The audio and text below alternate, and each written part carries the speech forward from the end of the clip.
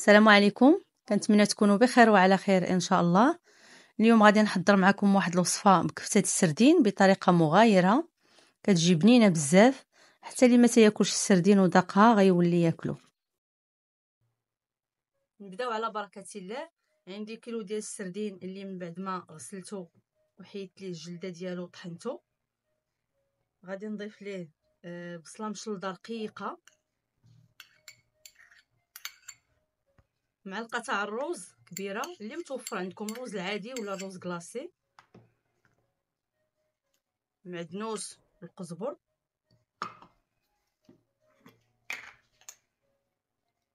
ملحه.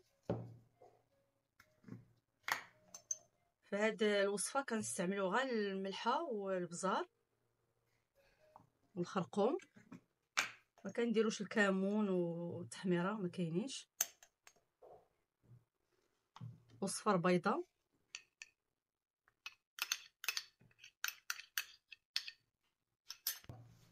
دابا غادي نخلط هادشي كله مزيان حتى يندمجوا لينا عناصر كلها.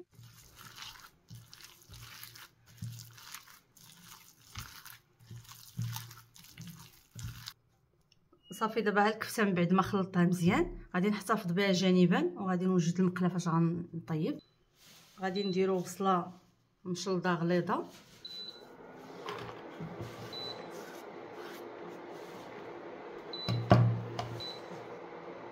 زيت العود، خليوهم يتشحروا مزيان.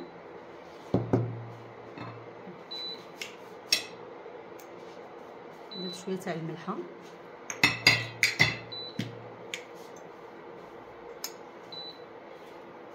درت ليه بزار،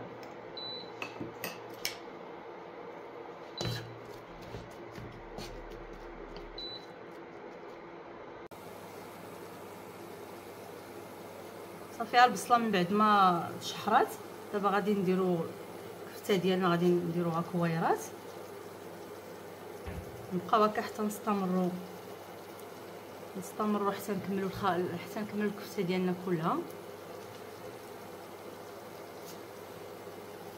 صافي في الاخير غادي نضيف واحد شويه تاع الماء في الجنب هكا، ونخليوها حتى تكمل الطياب ديالها مزيان.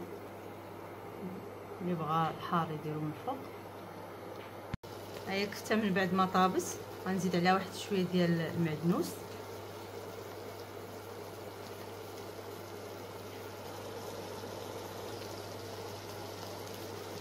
صافي ديك البصيلارات غسلات وما بقاش فيها الماء.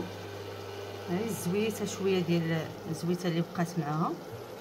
صافي دابا غادي نطفيو عليها.